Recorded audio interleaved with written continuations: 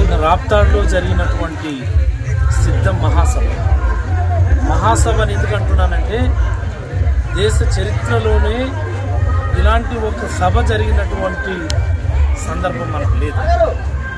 నిజంగా మేమందరూ టీవీల ముందు కూర్చొని చూస్తూ ఉంటే ఆ జనహోరు, ఆ జగనన్న హోరు చూస్తూ ఉంటే ఎవరికైనా సరే గూస్ బంప్స్ వస్తాయి.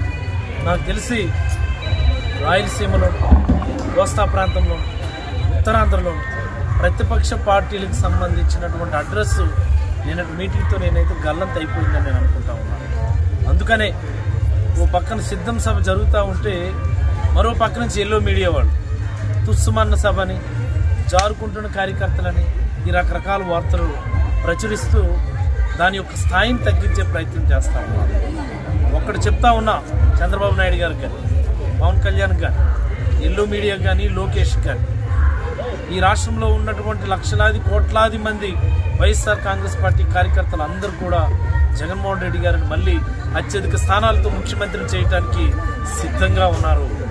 దానికి ప్రతీకే, దానికి సంకేతమే మన భీమిలిలో జరిగిన సభ కావచ్చు, లేకపోతే ఏలూరులో జరిగిన సభ కావచ్చు, అలాగే నిన్న రాప్తాడులో జరిగినటువంటి మహాసభ కావచ్చు. రాబోయే రోజులు మావి, పేద ప్రజలు ఇవి, బీసీ, ఎస్సీ, ఎస్టీ, మైనారిటీలు ఈ రోజున వాళ్ళందరికీ మంచి జరగాలంటే జగన్మోహన్ రెడ్డి గారు ముఖ్యమంత్రి రావాలని దానికి సంకేతమే నిన్న రాప్తాడు మహాసభ దేశ చరిత్రలోనే ఒక గొప్ప సభగా మిగిలిపోతుందని నేనైతే అభిప్రాయపడుతున్నాను. ధన్యవాదాలు.